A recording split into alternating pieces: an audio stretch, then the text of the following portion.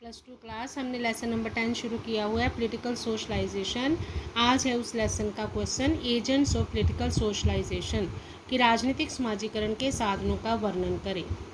देखिए बेटे, आपको पता है कि राजनीतिक समाजीकरण एक सर्वव्यापक और कंटिन्यूस प्रोसेस या निरंतर प्रक्रिया है जिसकी गति कभी धीमी होती है तो कभी तेज हो जाती है।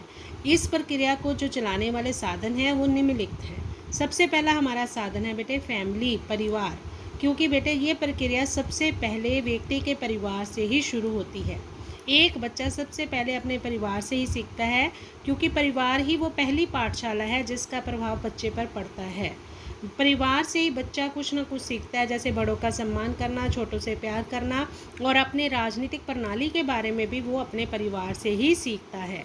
जो विचार उसके पेरेंट्स के होते हैं बेटे वही विचार उस बच्चे के बन जाते हैं, उसी पार्टी के प्रति वो भी वफादार हो जाता है।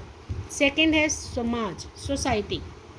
परिवार के बाद दूसरा नंबर आता है समाज का, क्योंकि जो बच्चा परिवार से सीख कर आता है ना वो समाज में जब आ जाता है तो उस पर परिवार के बाद प्रभाव पड़ता है समाज का। व्यक्ति के विचारों पर उसके गली मोहल्ले के जो आसपास लोग रहते हैं, जिनके साथ वो रहता है, जिनके साथ वो बच्चा खेलता है, मतलब उन सब के विचारों का उस पर प्रभाव पड़ता है। तीसरा है शिक्षा संस्थाएं, एजुकेशनल इंस्टीट्यूशंस। शिक्षा संस्थाएं भी राजनीतिक समाजीकरण का एक साधन है। स्कूल में बच्चा जो है अलग अलग बच्चों के संपर्क में आता है, कांटेक्ट में आता है और उनसे कई बातों की जानकारी उसे मिलती है।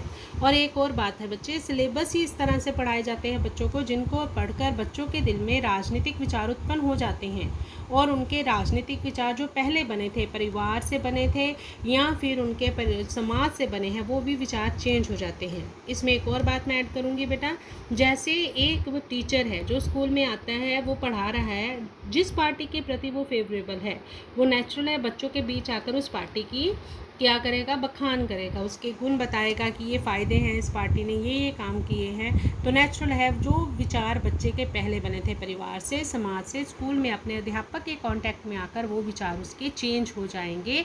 तो राजनीतिक समाजीकरण की प्रक्रिया में परिवार भी, समाज भी और शिक्षा संस्थाएं भी महत्वपूर्ण साधन हैं। नेक्स्ट है राजनीतिक दल, पॉलिटिकल पार्टियां। कोई भी राज्य बेटे ऐसा नहीं होता जो राजनीतिक दलों के प्रभाव से बच सकता हो।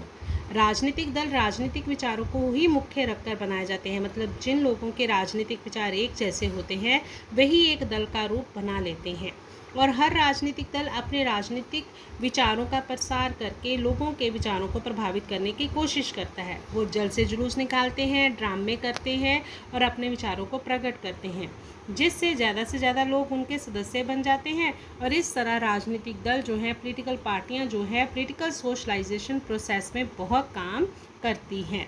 नेक्स्ट है रेडियो टेलीविज़न। रेडियो टेलीविज़न द्वारा विभिन्न प्रकार के विचारों का प्रसार लोगों के बीच किया जाता है और जिनका प्रभाव व्यक्ति के मन पर पड़ता है और उसकी जो राजनीतिक सोच होती है वो बदल जाती है और उन विचारों का समाजीकरण होता रहता है, मतलब उनको सुनकर उसके विचार बदल जाते हैं।